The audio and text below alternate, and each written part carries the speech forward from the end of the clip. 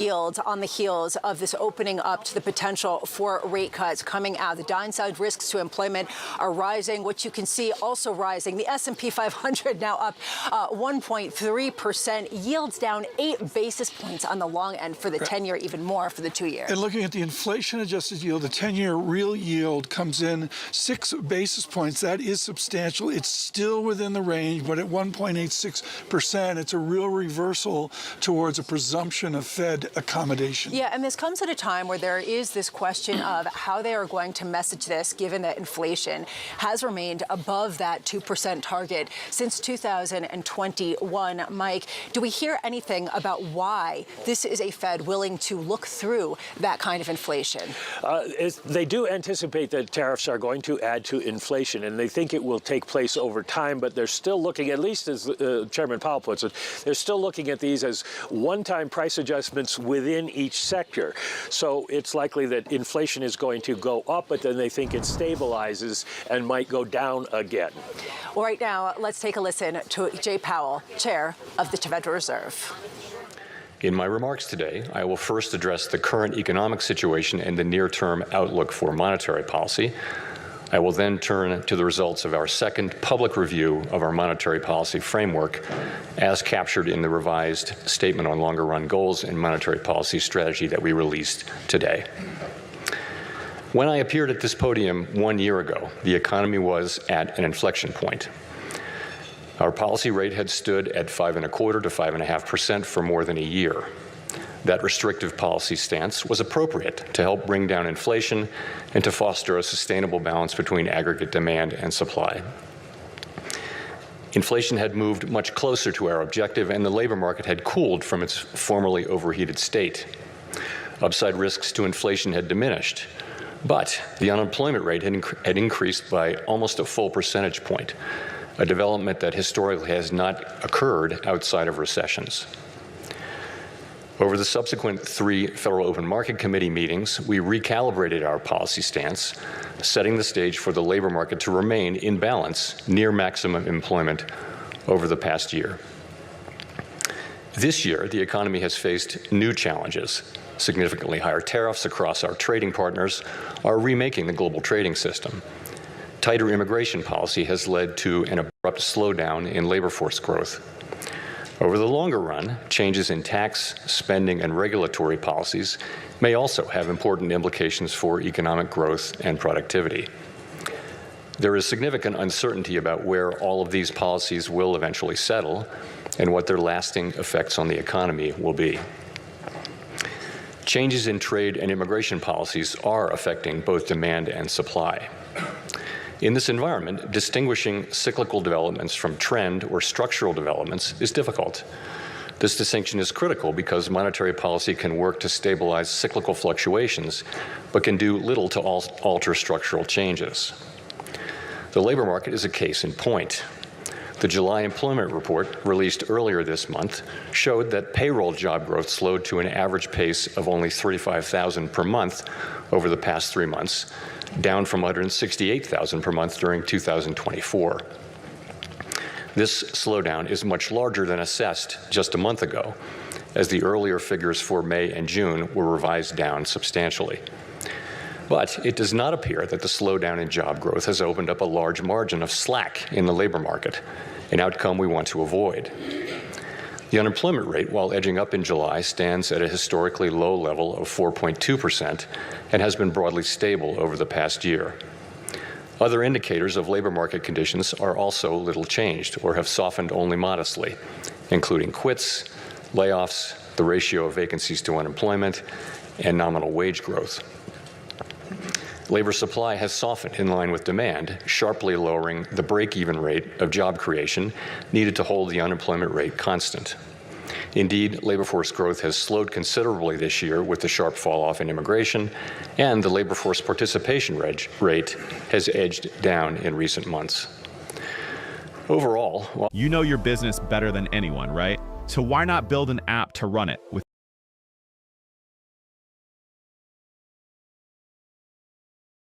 Base 44. This finance app slowing in both the supply of and demand for workers. This unusual situation suggests that downside risks to employment are rising. And if those risks materialize, they can do so quickly in the form of sharply higher layoffs and rising unemployment.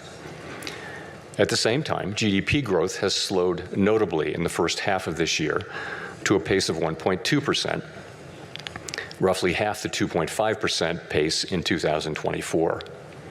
The decline in growth has largely reflected a slowdown in consumer spending. As with the labor market, some of the slowing in GDP likely reflects slower growth of supply or potential output. Turning to inflation, higher tariffs have begun to push up prices in some categories of goods. Estimates based on the latest available data indicate that total PCE prices rose 2.6% over the 12 months ending in July. Excluding the volatile food and energy categories, core PCE prices rose 2.9%, above their level of a year ago. Within core, prices of goods increased 1.1% over the past 12 months, a notable shift from the modest decline seen over the course of 2024. In contrast, housing services inflation remains on a downward trend, and non-housing services inflation is still running at a level a bit above what has been historically consistent with a 2% inflation. The effects of tariffs on consumer prices are now clearly visible. We expect those effects to accumulate over coming months with high uncertainty about both timing and amounts. The question that matters for monetary policy is whether these price increases are likely to materially raise the risk of an ongoing inflation problem. A reasonable base case is that the effects will be relatively short-lived, a one-time shift in the price level. Of course, one time does not mean all at once. It will continue to take time for tariff increases to work their way through supply chains and distribution networks. Moreover, tariff rates continue to evolve, potentially prolonging the adjustment process. It's also possible, however, that the upward pressure on prices from tariffs could spur a more lasting inflation dynamic, and that is a risk to be assessed and managed.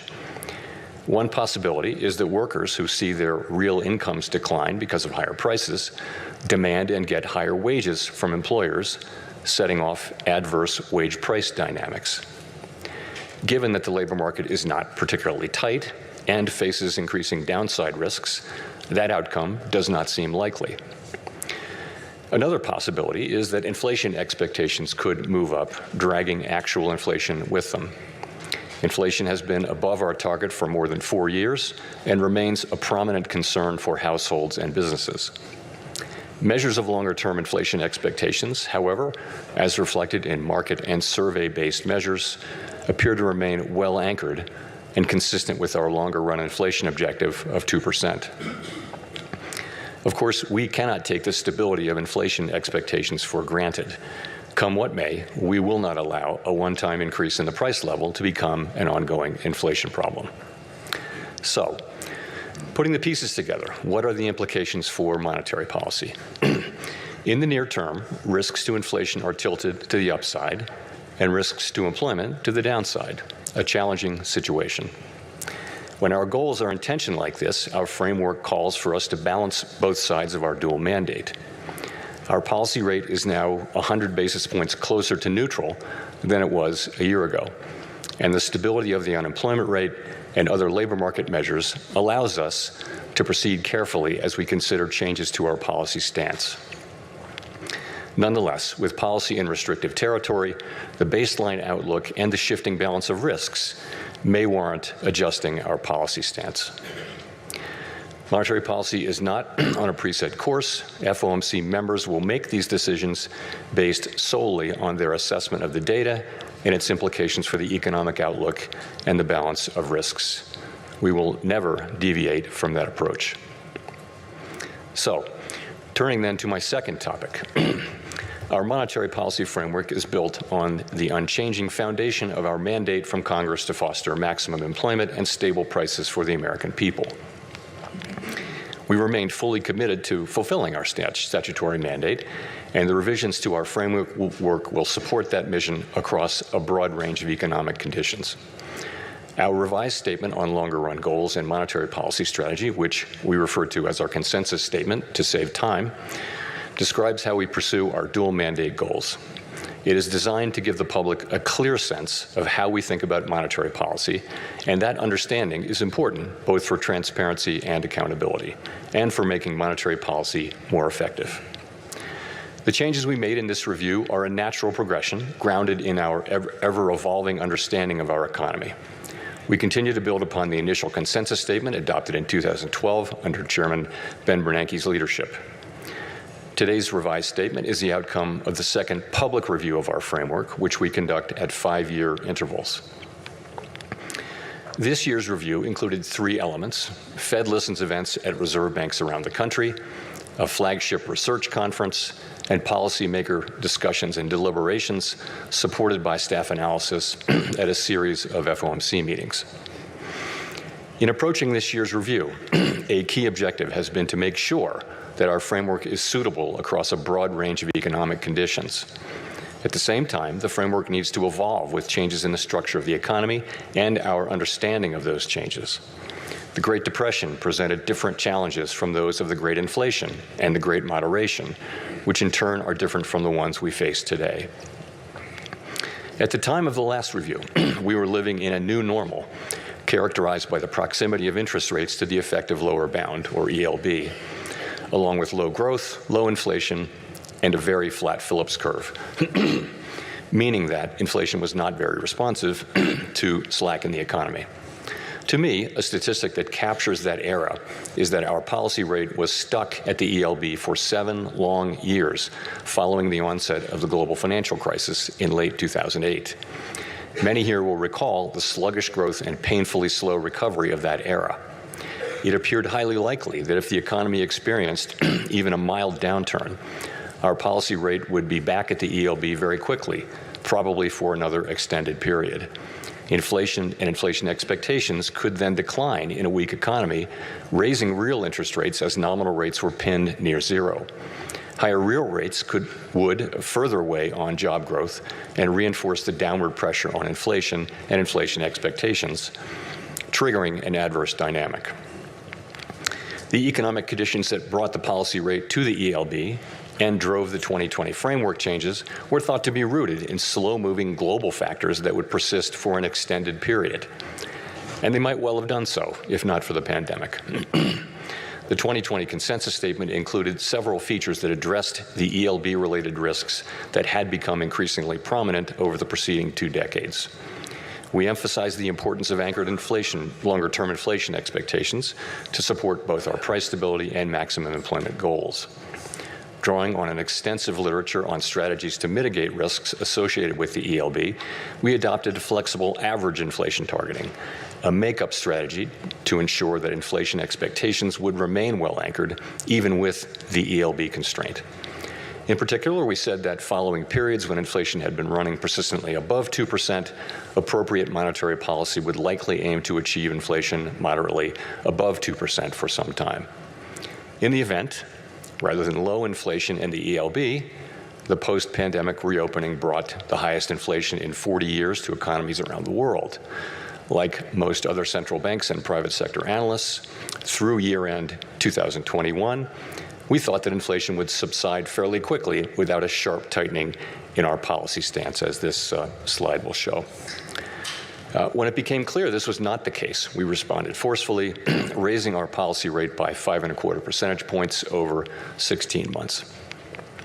That action, combined with the unwinding of pandemic supply disruptions, contributed to inflation moving much closer to our target without the painful rise in unemployment that has accompanied previous efforts to counter high inflation.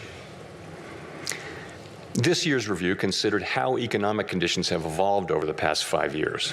During this period, we saw that the inflation situation can change rapidly in the face of large shocks. In addition, interest rates are now substantially higher than was the case during the era between the global financial crisis and the pandemic. With inflation above target, our policy rate is restrictive, modestly so in my view. We cannot say for certain where rates will settle out over the longer run, but their neutral rate may now be higher than during the 2010s, reflecting changes in productivity, demographics, fiscal policy, and other factors that affect the balance between saving and investment. During the review, we discussed how the 2020 statement's focus on the ELB may have complicated communications about our response to high inflation. We concluded that the emphasis on an overly specific set of economic conditions may have led to some confusion, and as a result, we made several important changes to the consensus statement to reflect that insight. First, we removed language indicating that the ELB was a defining feature of the economic landscape. Instead, we noted that our monetary policy strategy is designed to promote maximum employment and stable prices across a broad range of economic conditions.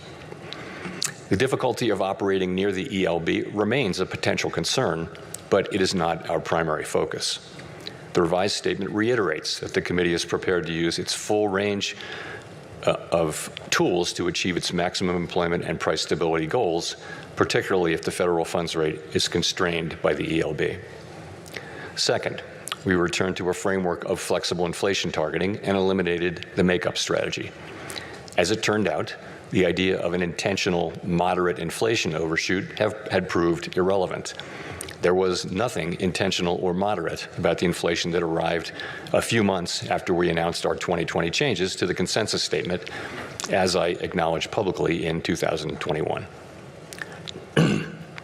Well-anchored inflation expectations were critical to our success in bringing down inflation without a sharp increase in unemployment. Anchored expectations promote the return of inflation to target when adverse shocks drive inflation higher and limit the risk of deflation when the economy weakens.